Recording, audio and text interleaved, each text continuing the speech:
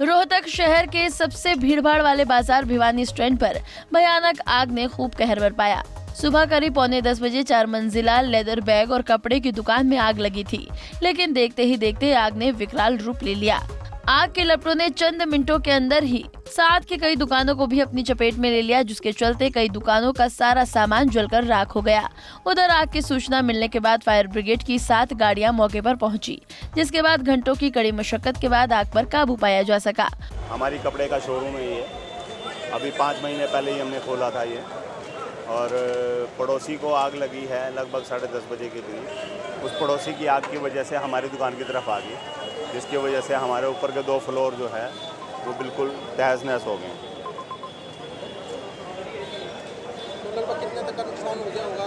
अभी कुछ नहीं देखा हमने, कोई नुकसान का आइडिया नहीं। क्या कारण था ये आग लगने का? पड़ोसी की दुकान में लगी है, उसका हमें कारण नहीं पता। हमें तो बाहर हमारा जो गनमैन है, हमारा जो PSO है आनंद मोखरे का, उसने देखा बाहर से धुआं निकलता हुआ देखा, उसने शोर मचाया कि पड़ोसी की दुकान में आग लग गई है। उसकी वजह से ये सारे लोग बच गए, वरना हादसा बहुत बड़ा हो सकता था। मैं यहाँ पर ये बिजनेस कर रहा हूँ, लेडीज़ पर्स बैग वगैरह का। अच्छा सर, दुकान में आग कब लगी थी बताया गया? आप ही की दुकान से आग पता ही नहीं चला अभी तक कहाँ से आई है। अभी तो मेरे को पता है, मैं घर में था तो फ़ोन आया इस तरीके भी आग लगी, जल्दी आ जाओ।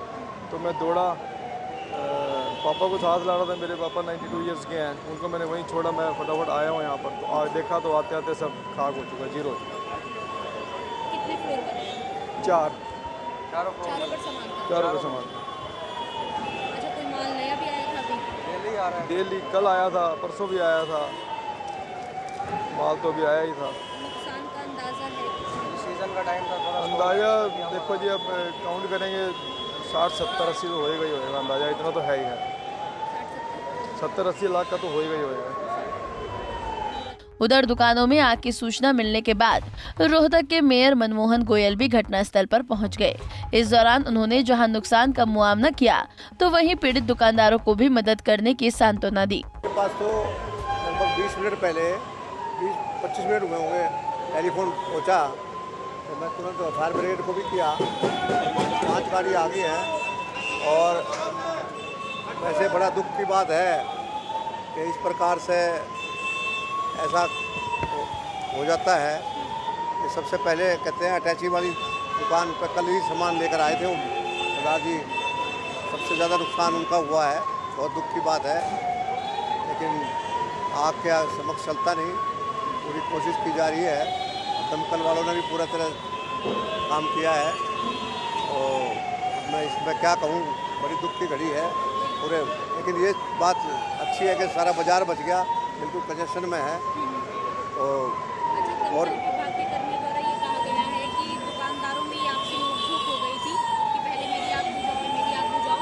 प्रशासन को इस पर देखना चाहिए। ये तो स्वाभाविक है, हमेशा ही सब आदमी अपनी तरफ खींचते हैं, लेकिन फिर भी बहुत जल्दी कंट्रोल हुआ और इससे काफ़ी बचाव हुआ।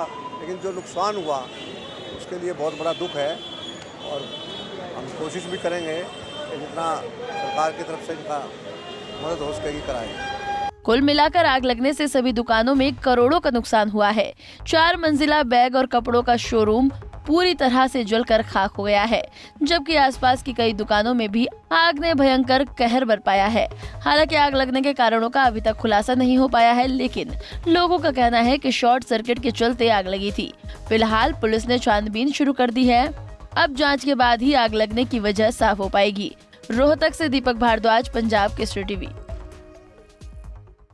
हमसे जुड़े रहने के लिए हमारे YouTube चैनल को सब्सक्राइब करें और नई वीडियो की नोटिफिकेशन के लिए बेल आइकॉन को दबाएं। अगर आप ये वीडियो Facebook पर देख रहे हैं तो लाइक जरूर करें और ज्यादा से ज्यादा शेयर करें। धन्यवाद। हमसे जुड़े रहने के लिए हमारे YouTube चैनल को सब्सक्राइब करें और नई वीडियो की नोटिफिकेशन के लिए बेल आइकॉन को दबाएं। अगर आप ये वीडियो Facebook पर देख रहे हैं तो लाइक जरूर करें और ज्यादा से ज्यादा शेयर करें। धन्यवाद।